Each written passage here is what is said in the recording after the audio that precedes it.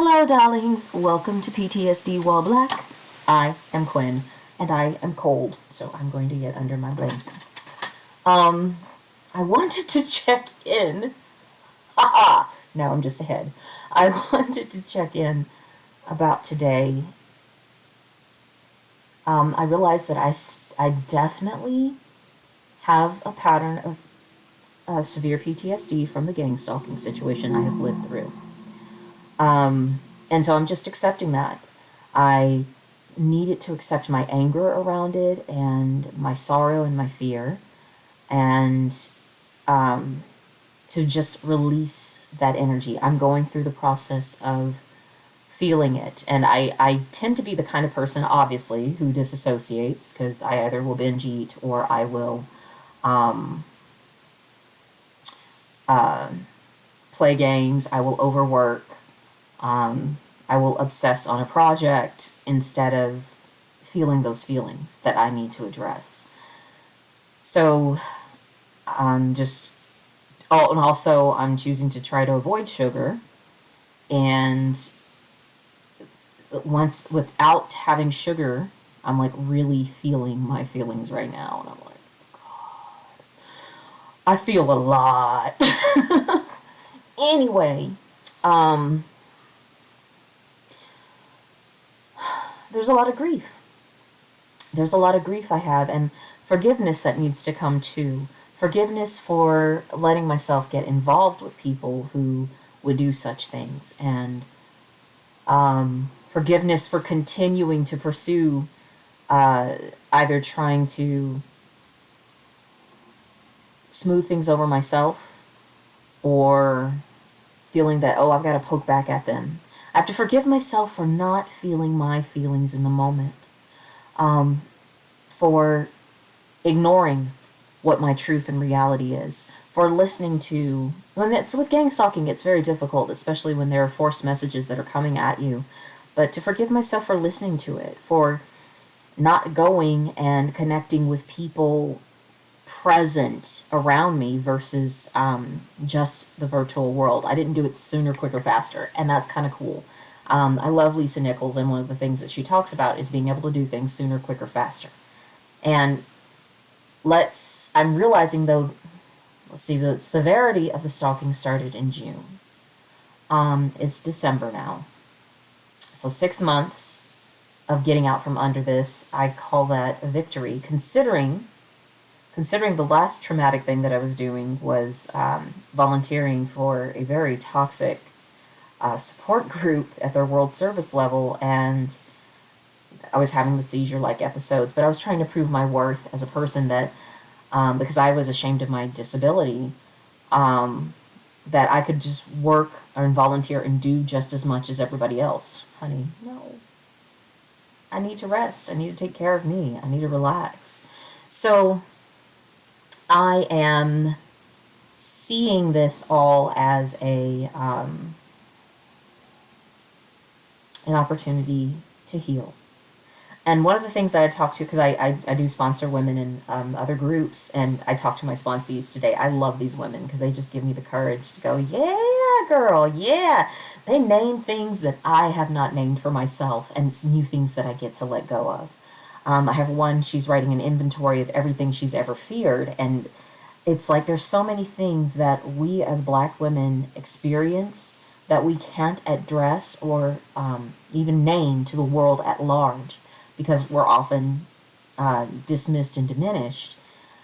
So to be able to hear this other woman say the things that she's afraid of, and I'm like, yes, sis, me too. Oh my God, me too. It's just empowering. It's empowering. The other positive thing, I'm going to talk about the positives, because today was much more positive than...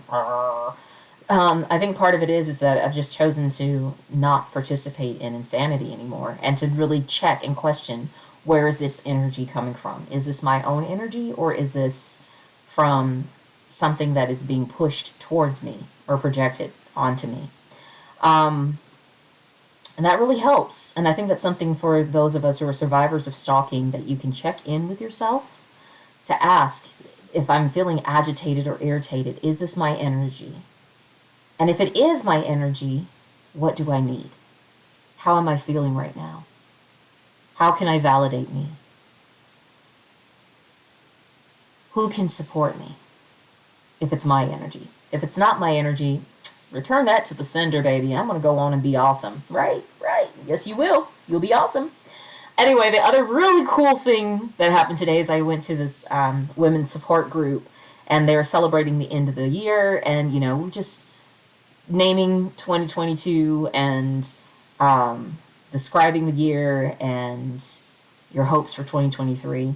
But I love they did this thing of loving on each other, where each woman, we're doing this as a virtual event, but each woman gets a chance to be at the center of the circle, and everybody else will go around and say positive things about her. I have social anxiety disorder. I don't know if I told you this. I've been working on it. My way of working on it was to get out in front of everybody and go, ta-da, look at me, I'm singing. I am afraid of talking to you. So to do that, to receive all these positive statements from all of these women, I had to humble myself. I really had to humble myself and just be able to take it in. Like, that somebody else can see me in ways that I don't see myself. And to be loved on. And to get to love on other people. Like I admire the courage of so many of these women. They're survivors in so many ways. And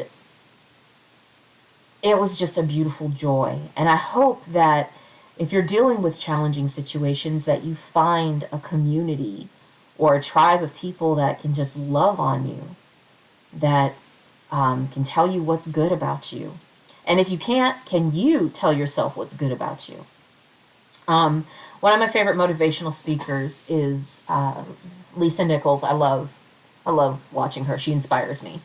But one of the things that she does is she talks about doing mirror work and looking at yourself in the mirror and saying, your name, Quinn, I am proud that you, and name something you're proud of that you've done. And then, Quinn, I forgive you for, and name something you forgive yourself for. And I commit to you, and then name what you will commit to do to continue to love on yourself. And I love that exercise, so I'm going to definitely take it back up. And that's what helps me with that forgiveness. I got to help practice that forgiveness, and it was amazing, absolutely amazing.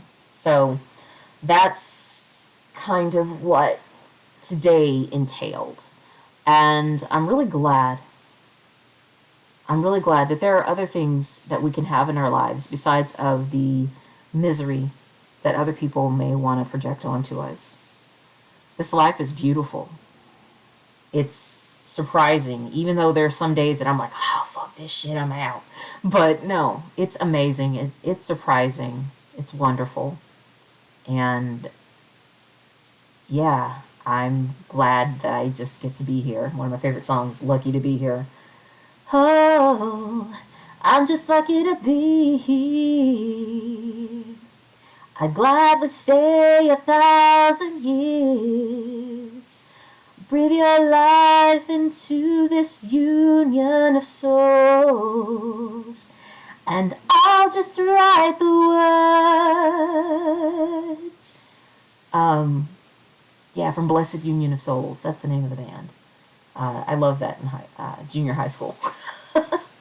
So, from going from, I don't even talk about it much, but from going from being someone who did self-injury to herself, punishing herself, going from suicide attempts as a teenager and in my early 20s, both sides, to being so goth and that life is pitiful, to being able to celebrate life and to have some kind of hope and wonder, and to just before this have a conversation with my husband about when do we want to get pregnant. That's success. That's amazing. No, I am not rich by any means yet. Yet. Any billionaires out there that want to hire my ass and send money my way? All right, baby. I will be your motivational speaker. But it's, even though I am not like well off and well to do, material things don't really matter as much as honoring my right to be here, being in alignment with who I am, and choosing to show up and to share love with people. So I'm really grateful that even though today I had a meltdown and scared the shit out of my husband, I think, um, I'm really grateful for all the beautiful and wonderful things that are in this world, including the process of transforming and healing from dealing with traumatic situations. It's awesome. All right, till next time. Peace.